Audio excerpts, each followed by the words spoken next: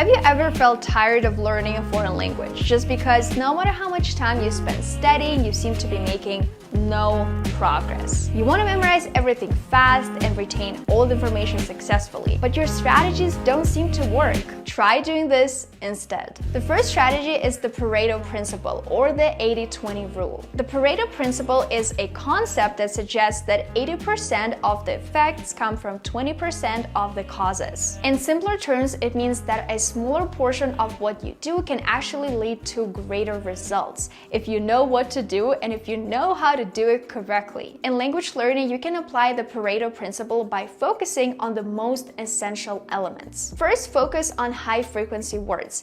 These are the words that people use the most while talking to each other. It's very easy to do, especially at the very beginning. I really like using this list of 625 words in thematic order or, in the alphabetical order with all the words that people use the most in every single language. I like that this list is relatively short, so especially when you're just starting out and you're at a complete zero, you can use this list and use the app Anki, for example, or any other app that you're using to memorize new vocabulary and learn all of these words. And believe me, once I went through this list and I made sure I knew how to say all of these words in Spanish, I started feeling so much more confident. Of course, I didn't have the grammar yet, but when it came to, everyday vocabulary, I knew so many words, but in reality, I only knew a little bit more than 600. Then focus on learning common grammar structures. I know that many of you might be tempted to go to the most difficult stuff immediately because you feel like you want to become advanced faster, you want to use all of these advanced words, advanced grammar, but in reality, many people don't talk like this every single day. When I film those videos for you guys, I just talk naturally, and I'm pretty sure I'm not even using a lot of advanced vocabulary or advanced grammar. I do know a lot of advanced words, I'm just not using them because usually everyday conversations are very simple in terms of grammar and vocabulary. In English, there's this grammar rule called future perfect continuous. The example is, I will have been studying for 3 hours by the time you arrive. I'm pretty sure some native speakers use this grammar rule at some point. I'm not saying that no one will ever say it this way, but to me, it sounds like super advanced. It's like I will almost never be in this situation, and I don't think I will ever want to even use this grammar rule because it's so complex. And when I talk to people, my main priority is communication, to communicate my thoughts effectively. And I want to make sure everyone around me understands me. Then you can move on to useful phrases that are connected to your life. That's why when I just started learning Spanish, I was immediately talking about my job, about being a YouTuber and filming YouTube videos and learning languages and doing all of those productivity things, because that's my life. I was talking about traveling, I was talking about living in Mexico, and I don't know if the topic of moving abroad is beginner level or intermediate level or advanced level. I did not care because that was my life, and for me it was relevant, and I wanted to learn how to describe all of those things in simple words. As you can see in this video, I don't want to share this regular language learning advice with you that you have probably already seen multiple times. I want to talk about the most common principles or techniques or strategies that can be also connected to language learning, or at least you can apply them while learning a language.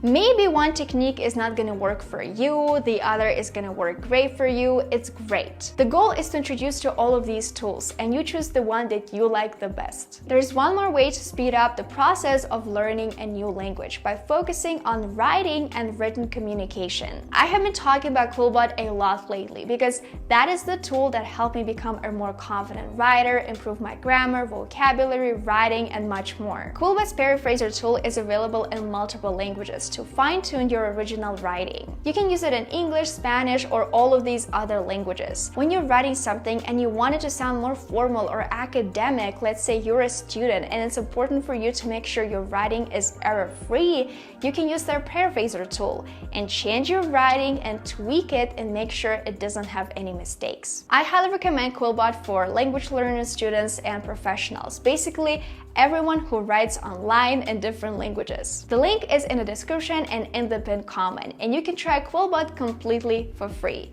If you want to go for premium, you can use my discount code Veronica20 and get a 20% discount off your annual subscription. The second strategy is the golden hour principle.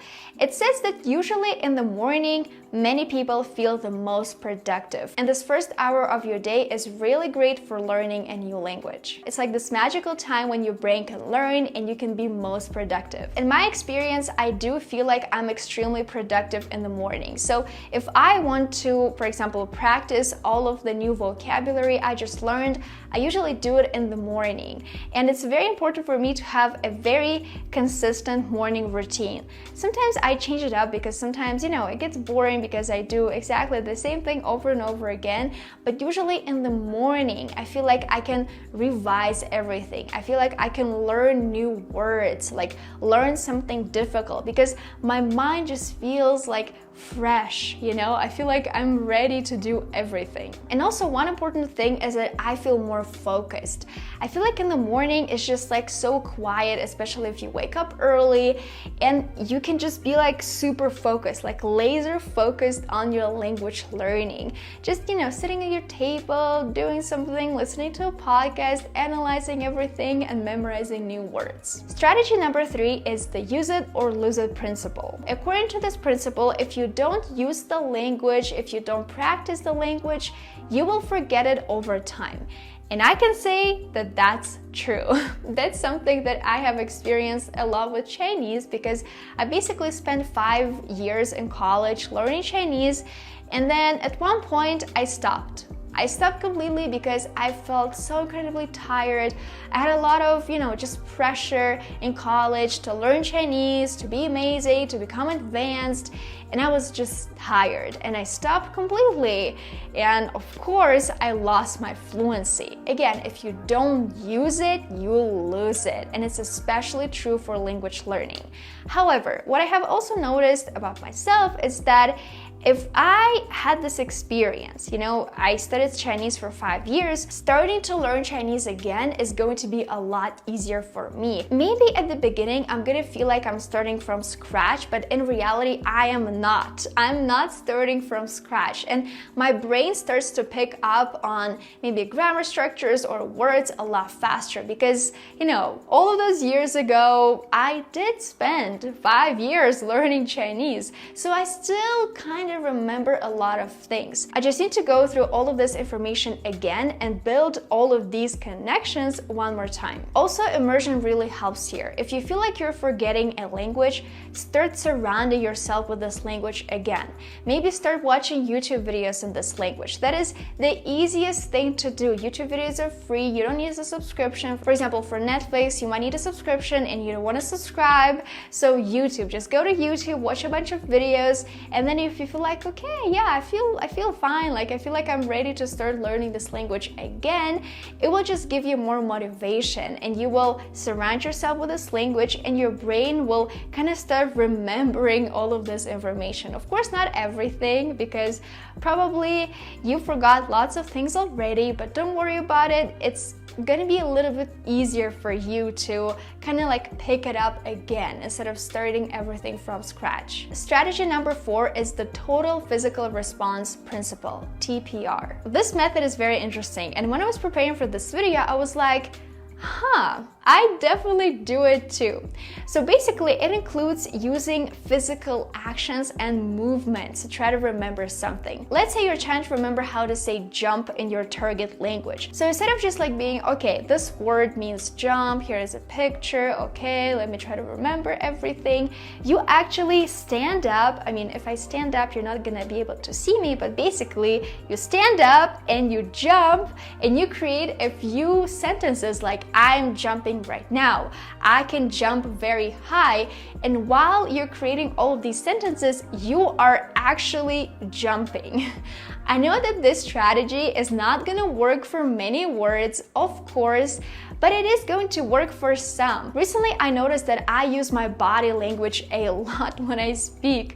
I use my arms, I use my hands, even when I record my YouTube videos, it's always like this, because I feel like it helps me express my ideas better and my emotions better as well. Another way you can approach this method is, let's say English is your target language. You really want to improve your English. So while watching a movie, try to mimic the actors' maybe gestures, like the way they're standing or the way they're moving when they're saying a specific phrase. If you have time for it, if you want to do something fun, it's a great thing, especially if you pair it with shadowing. If you repeat their words and you use the same intonation, you try to use the same pronunciation, use the same gestures, all of these things combined can help you progress faster. And to be completely honest, it is something that I do right now in English and in Spanish. I feel like right now in English, not as much, but in Spanish, a lot, because I really want to change the way I speak Spanish to people. I feel like right now I speak Spanish just like I speak English, and sometimes it's a little bit weird, so I always try to watch native speakers closely to make sure I sound like them. And the final strategy is the input hypothesis. This theory was proposed by Stephen Krashen, and basically it suggests that you're gonna make a lot of progress if you're exposed to the language that is only slightly above your current level. It's like being given material that challenges you just a little bit, but not too much. When choosing your materials, try to look for something that is not very challenging.